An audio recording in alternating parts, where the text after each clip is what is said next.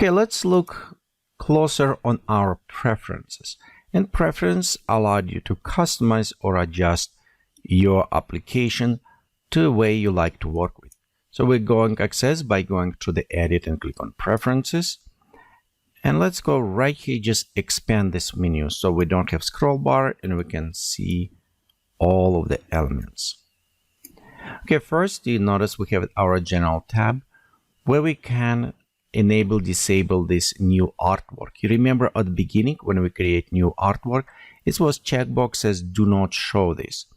So if you accidentally or on purpose check this box and after you like, oh, I want this menu showing, when you come here you will see it will be checked. So if you want to showing, you just uncheck, and now on the start screen you will have this new artwork dialog pop up. So we have it also interface, our scale currently 100%, and we can modify. Notice at this moment, so let's go 140. If we click OK, now we have it much larger in view. This is maybe useful if you work with higher resolution monitors. For example, this is on 4K monitor, and sometimes I need increased size so I can see a little bit better text, because otherwise it's become very teeny tiny and it's hard to read. But currently I'm going to keep it back to 100% on scale. Notice again, it does not change instantly. I need to click OK, so the application will re-render and let me see it. Again, a nice thing is that I don't need restart application. In some cases, older ones, you actually need a restart application to make it work. So on a canvas, we have a zoom at a cursor, which is nice, meaning where position of the cursor, and with zooming, it will zoom in this specific area.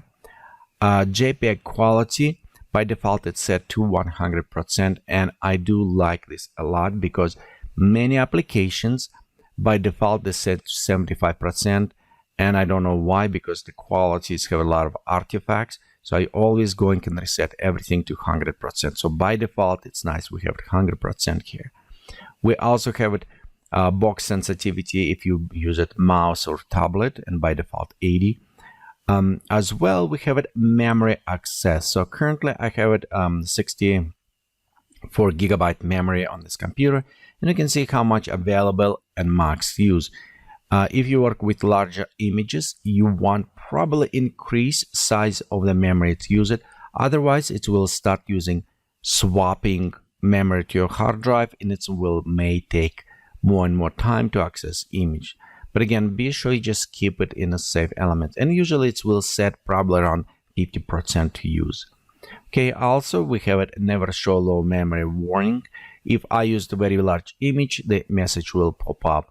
Again, you can disable this, but usually I leave it as unchecked.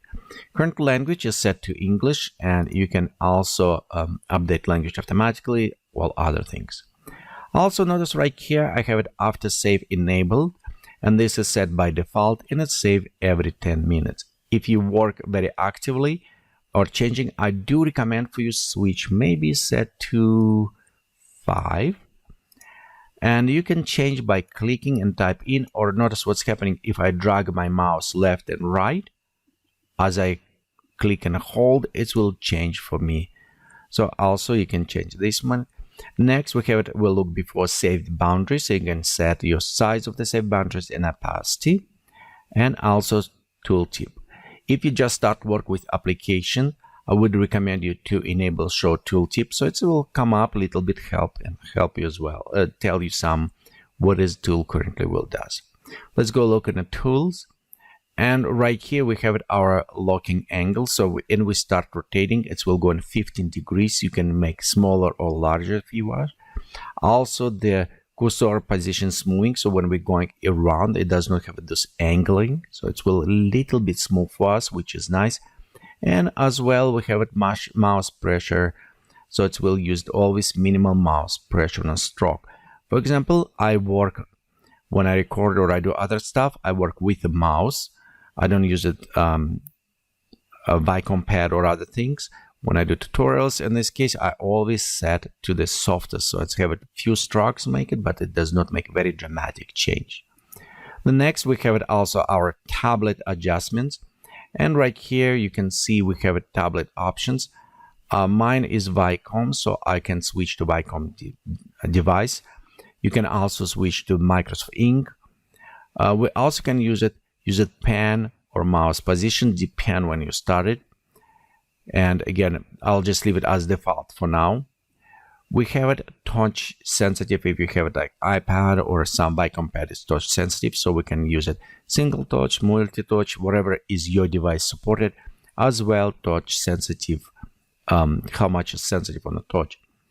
Pressure, adjustment smooth, and many times you can leave it as default, and if you work and you want more firm or mean, you can go in this properties and modify, and this is again, it's based on your personal preferences.